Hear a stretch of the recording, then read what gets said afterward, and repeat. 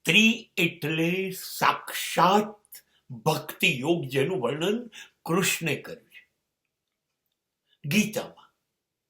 સ્ત્રી એટલે total surrender, સંપૂર્ણ શરણાગતિ, શરીરથી, લાગણીઓથી, બધી જ રીતે.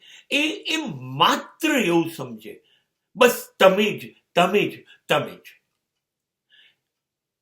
એ સહન કરી શકે, એ રાહ જોઈ શકે, એ પ્રેમ કરી શકે, એ બધું એ જ કરી શકે. અને માટે એ ભક્તિ છે. માટે એ રાહ શબરી જ જોઈ શકે હજારો વર્ષો. આપણે ન જોઈ શકીએ. પાગલ પન્નની છેલ્લી સીમા, મહેલ, રાજરાણી બધું છોડી દઈને કૃષ્ણને માત્ર પ્રેમ મીરા જ કરી શકે, અને બધું છોડી દે. આપણી કોઈ કેપેસિટી નહીં, આપણે મીરા બની જ ન શકીએ. નહીં, આપણે મીરા વિશે વિચારી પણ ન શકીએ.